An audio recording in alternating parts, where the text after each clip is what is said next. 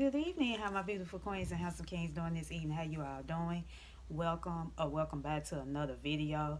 This will kind of be like a little sit down, story time, chit chat video that I would like to share today. And I also want to disclaimer. I just want to say the reason why, and I was one of my subscribers had asked me, or she had asked me if I can do a video like this on how I build my relationship, or the reason why I decided to redirect my relationship more closer with God. And so the reason why I decided to like rebuild my relationship with God, I feel like, and I'm probably gonna kind of be jumping off. I ain't gonna say jumping off subject, but I'm gonna share like a lot of different experiences, that I might have faced in my past that led me into redirecting my relationship with God.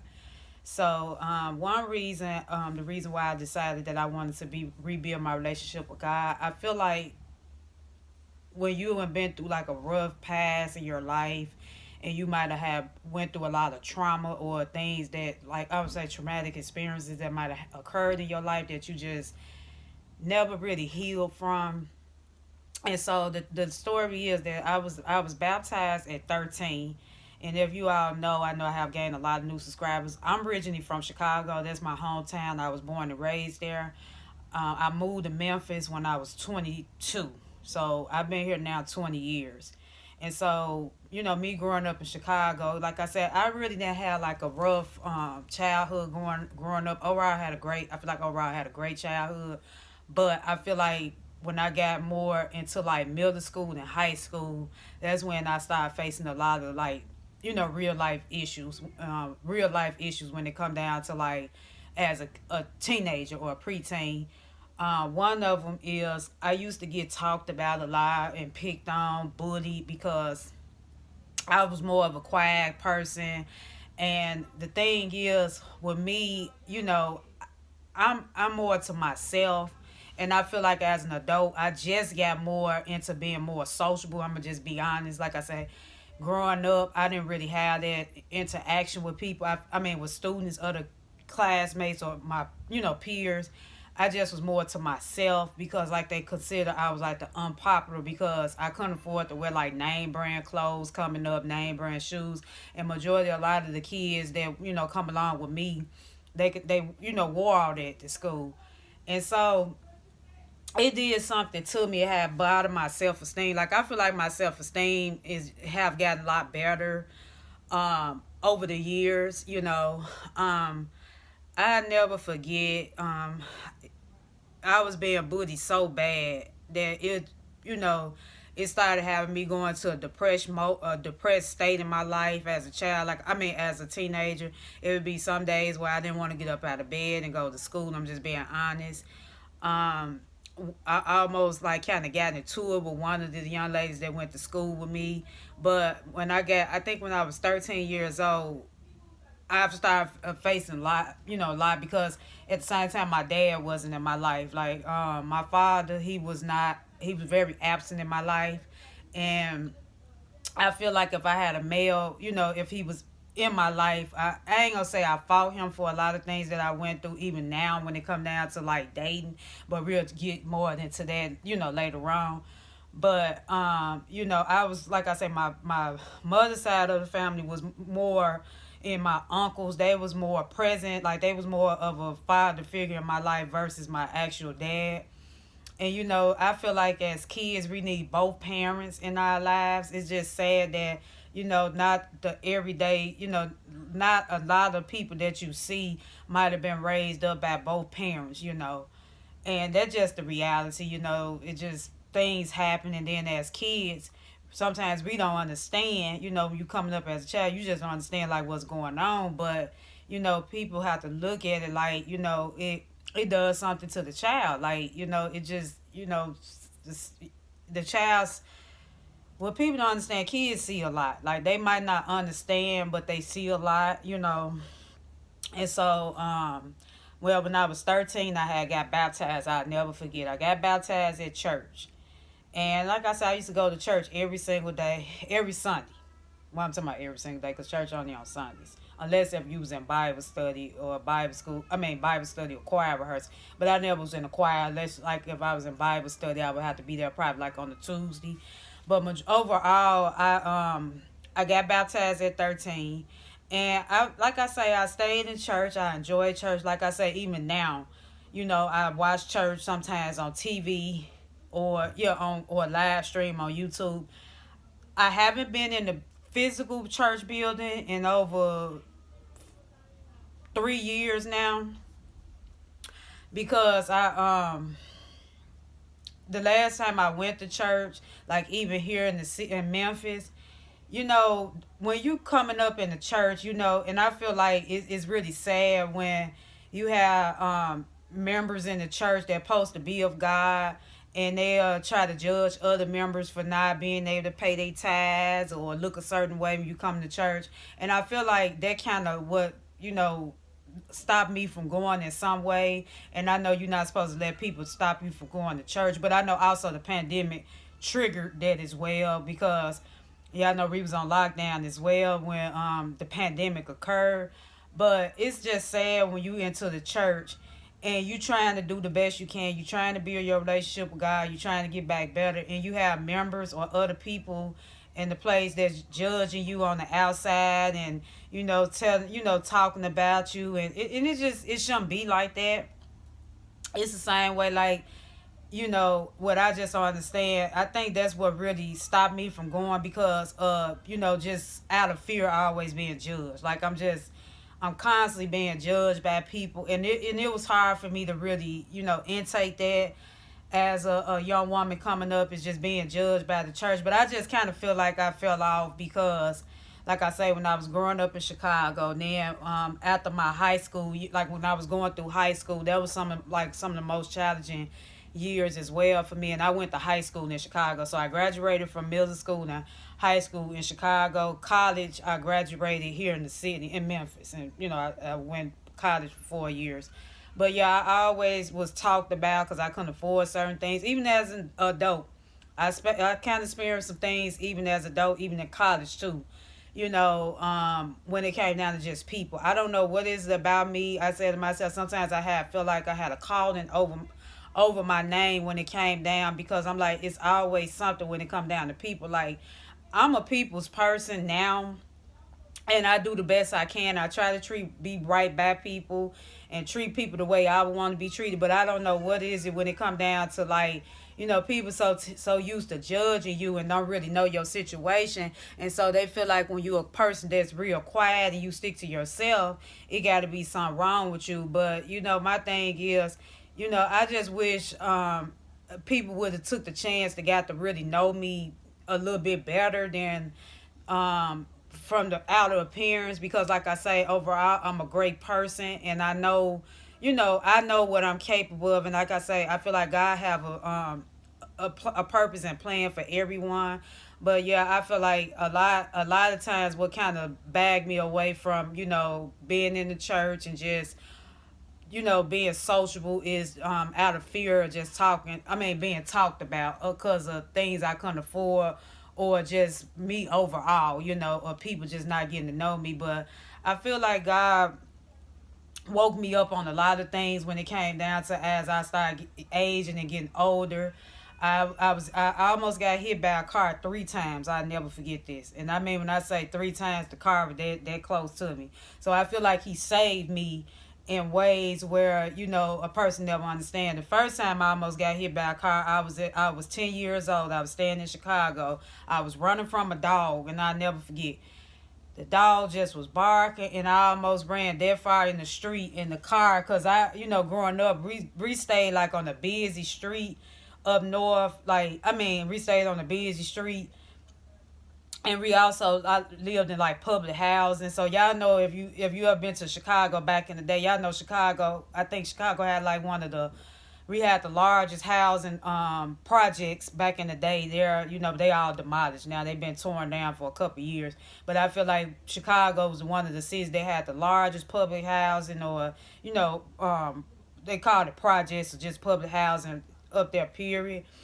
But yeah, I never forget, I was running from a dog and I almost got hit by a car. Second time, I'm trying to remember the second time that I almost got hit by a car. I think I was on my phone walking in the street, wasn't paying attention, and then the car almost ran into me. The third time when I almost got hit by a car, I was staying here in Memphis. I never forget, but now I had the right of way. Young man, this was in the summer. This might have happened, I want to say 2016, 2015, one of those years. This is between one of them years because at that time I used to have to catch the bus. Like I used to have to catch two buses going to and from work. And so I never forget, it was me and there was a couple, a husband and wife. We used to always talk on the bus. And we both, when I say we was at the right, we had the right of way, the light. When I say out of the blue, a young man come from the opposite direction and was speeding, y'all. When I say he was that close to us, if it wasn't for God, all three of us would have been dead. Like that's how far the car. And so I felt like God was with me as well as with them that day because if he would have got any closer in the wind, then just we all would have been gone because that's how close he was. Like he literally was about to like run us over, and it wasn't our fault. Like we had the light. He just was one of them types that just was speeding. And I don't know what it's about Memphis drivers. To me, Memphis had the worst drivers. That's just my personal opinion. Like I said, I've been here 20 years, so I have seen some things or seen how some of these folks drive. They drive crazy. Like some of them just be speeding for no reason, and half the times I just feel like this. If whatever you trying to go to, I feel like it can wait. And so my thing is, you rushing to get to whatever place you is, it gonna still be there, you know. But yeah, it have been like I said, a lot of hidden runs, and here. But anyway, but yeah, if like I said, if it weren't for God, I don't know, I probably wouldn't even be talking here today. But He really have saved my life. I feel like another thing what rededicated or redirected me back to building my relationship more closer with God. You all know I think I might have shared this in an old video, maybe the video probably about 3-4 years ago, when I first started my channel YouTube. I had I had suffered a very traumatic experience, and for some people probably like, man, with Nisha, you think that's very traumatic? It could be worse, but I feel like if you're a person that always wanted something to come true for you, and you decided to go out, like and you decided to go out and spend money on, so I'm gonna just say it like this: I always desired marriage, and I wanted to get married. So the young man that I was with, we dated for like 5 years or whatever. Like we was, together for about 5 years. He decided he wanted to propose to me. So he did propose to me on his birthday. Like I say, marriage is something I always desire. I have, spoke up on it, but I never forced a marriage or engagement on no one. And I think what made me feel bad was that I sat up there, like I went there, bought flowers. I made my bouquets. I made the baskets.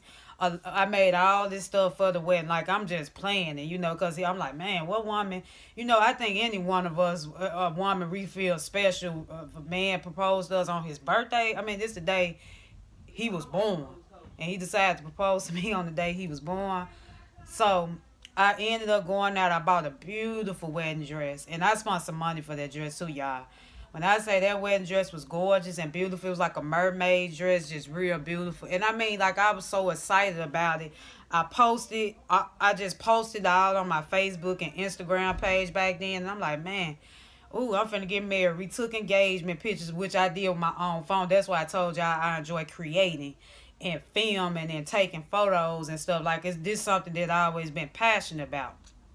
But at that time, I wasn't really filming and documenting much at that time, but I was taking a lot of photos.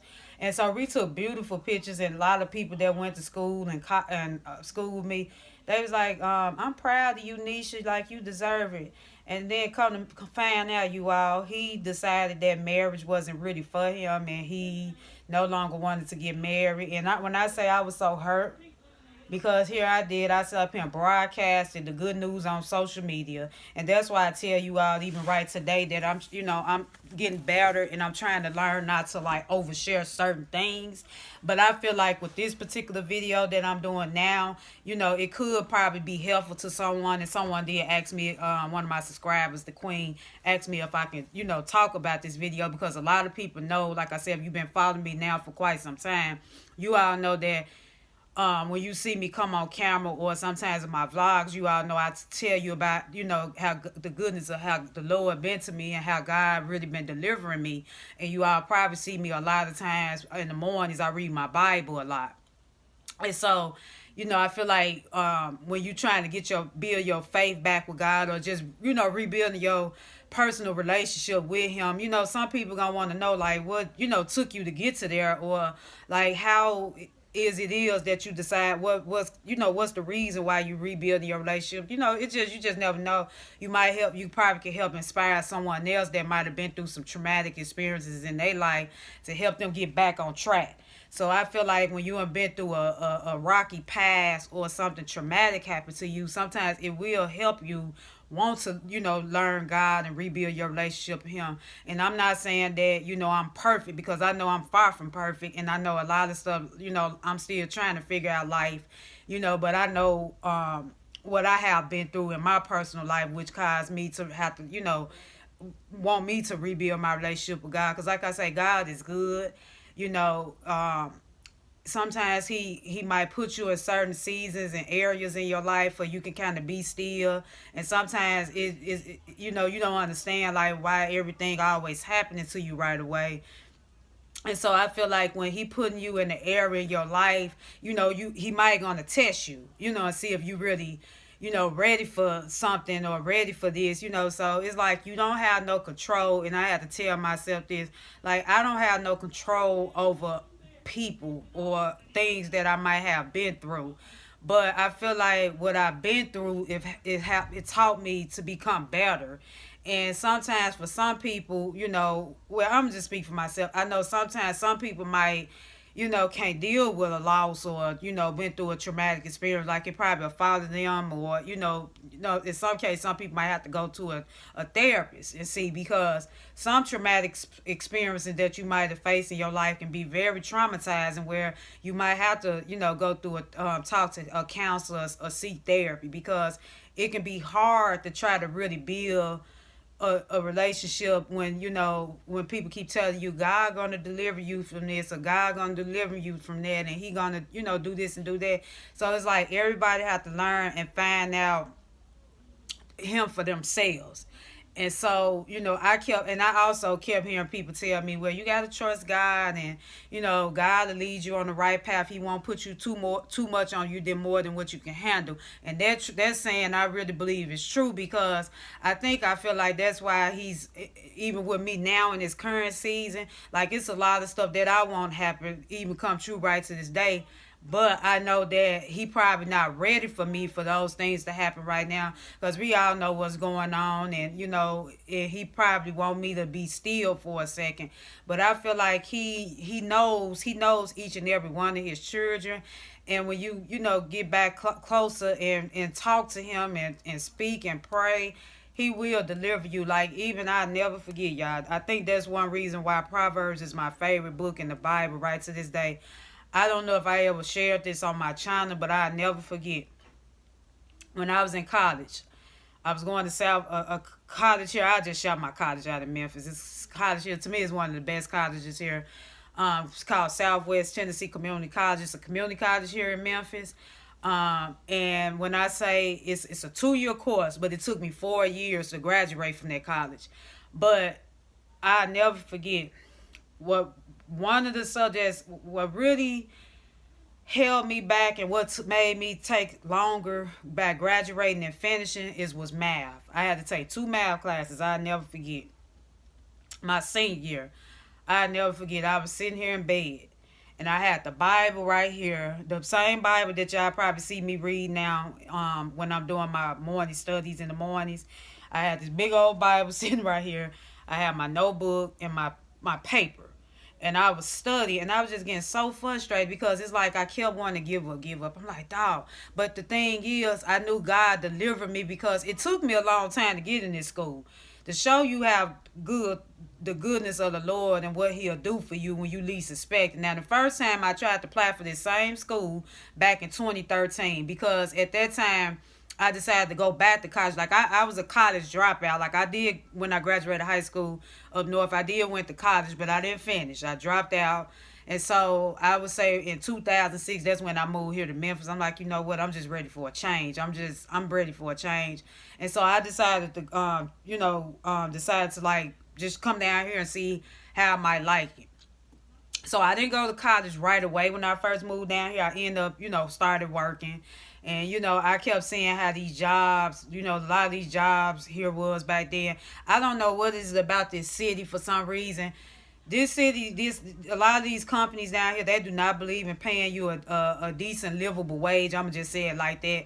But yet still, they want you to do more than, what they hire you to do. But my thing is, college, it took me 4 years to finish. But when I first tried to apply for this particular school, I couldn't get in because I listed a school that they needed documentation from. And so the lady was like, man, if you never listed that school down, you probably would have got in. And so I said, you know what? I ain't finna give up, God. I gave it a little time, so after that I ended up, looking for a job. Worked the job for a couple years. And I say in 2013, I want to say, that's when I decided to go back and reapply for the college. Because that was like in 2011 when I first tried to, was it 2011? Yeah, I want to say 2011 when I first decided to apply for, 2011. And so 2013, hold on to it. No, I take that back. I want 2013 because it took me 4 years. I think it was 2015 because hold on. 2015, 2016, 2017. No, 2013. No, it was 2013. I'll never forget 2013. I decided, hold on, 2013, 2014, 2015. Yeah, it was 20. We're going to say 2013, y'all, but I know I graduated 2017. But it did took me like 4 years because I was over the credits. So I had no choice but to hear up, going to come out because, like I say, I was on financial aid and they was paying for my college tuition and everything, even though I was working at that time part-time. But like I say, FAFSA was covering my tuition. But anyway, when I finally was able to get back into the school, that door finally opened for me. And I'm like, man, that wasn't nobody but God. I listed the schools. I regave them all the information they needed. I didn't put that school down that they asked me to, but I did put put the schools down. And the only thing about it, I had to call up to back to Chicago. I contacted my school that I graduated from up there. I didn't know once you graduate from out of high school, your transcripts, all that be shipped out to like the records. What's that, like the Department of Health? Something like, not Department of Health, it's something, I forgot the name of that building, but it's no longer in their hands because you already graduated. So I had to contact the city, the building, and they end up giving me, they mailed the information here to Memphis. I had to pay for it, but they finally mailed my transcript and everything, and I was able to go back and take those documents to the school. And y'all, when I say I was so proud to get back, I'm like, man, I'm here. I'm here as a college student. And I was like, well, I was in my 30s, so I graduated at 32. And I'm like, man, I'm just so proud of myself. Now, I'm beyond, the road was not easy because, like I said, at that time when I first started back college, it was 9 years. And like I say, my memory ain't like, someone that just got out of school. But to make a long story short, on that part, I'm glad God delivered me, He delivered me and helped me while I be able to get my degree. And when I say I was so proud of myself, I just felt like God was with me through the whole 4 years. And He knew that this was something that I really wanted to do because I was about to give up. But I'm like, giving up is not an option. I can't keep quitting like this. He don't want me to quit.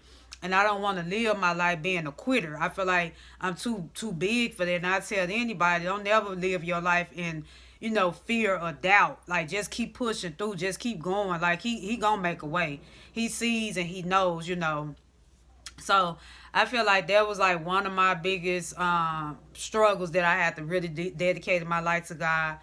Being in a fake engagement, or being engaged, and then have to break an engagement off. So I had to get a ring back to my ex fiance. A lot of folks told me, my cousins, like, I was so hurt about it, because they was trying to reach out to me. And I'm sorry, I'm just kind of jumping all over the place, but I'm trying to just, I told you I'm kind of gonna be giving my points off, little by little. But being in a relationship with someone for so long, and being able to, you feel like this really the person for you, just to be hurt by this person. I feel like they'll do something to anybody, male or female.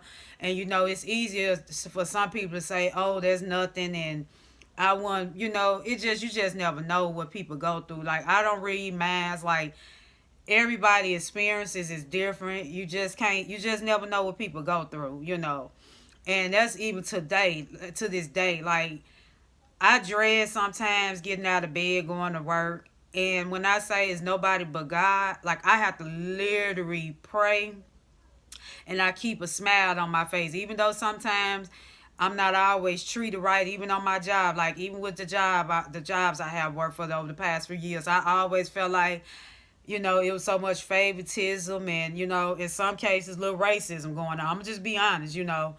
Um, but God always in control. Like, I'm sitting up here, you gotta constantly smile, and you being, you servicing people, especially, doing what I do now as a food server. Like I said, I've been in the service industry for 10 years.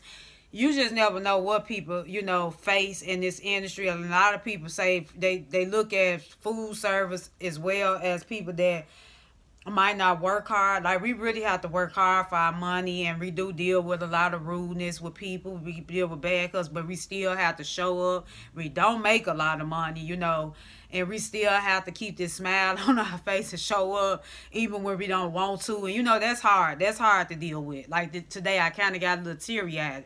But overall, today was a good day. But I kind of got a little teary-eyed because I was reflecting back, looking back at some things, because I'm like, dang, what more can I do? Like, I deal with people, I run into people, good people, bad people. But then I also was thinking about some things that might have happened in my past. And that's another thing. That's why I try to read, or at least read my Bible app on my phone, because it can become something where you can get in that depressed state in your life when you feel like you're not doing enough, and you're trying to do the best you can. And I feel like God really have been showing me, and he really been showing me a lot when it come down to myself, lady, because even though I might not have much, or even though I might not be where I want to be, but I'm glad I'm not where I used to be. So, you just never know what make people have to, what make people do the things they do, and also will have led people into certain areas in their life. And I feel like a lot of people, most time when they in upper or higher areas in their life, they might have been through a rough past, a rocky past. And my thing is, I just feel like he always good. Like, even when I'm out in public, I don't know what is about me. People just, people would stare, like they would stare like they had seen me somewhere before. I don't know if people can sense that I might be a good well, I don't know what people sense, because I can't read minds. But I do get a lot of stares, and sometimes people smile or wave and stuff, like they don't even know, like, hey, how you doing now, so it's like, you just never know the light that you might have on you, that also help other people. But yeah, God is good, y'all. I just feel like he delivered me from a lot. Like I say, growing up, being bullied, and then y'all know I lost my alopecia. That's something I'm dealing with right to this day. That's something I have to ask God to really give me strength from. Losing hair at 25 years old, that'll do something to you. I mean, it's easier said. Most people like, oh, it's just hair. It's just hair. Girl, I won't worry about that. It's wigs. Don't get me wrong. I like my wigs, don't get me wrong. But sometimes I really do wish I could wear my natural hair. I really wish I could wear my natural hair. And I feel like the people that do a lot of talking and saying, oh, it's just hair or don't worry about it. You know, half the times those people have a lot of hair on their head and they don't even have to worry about wearing rocking wigs and weaves and all that. You just never know how a person, because it do, I'm not going to even tell no story.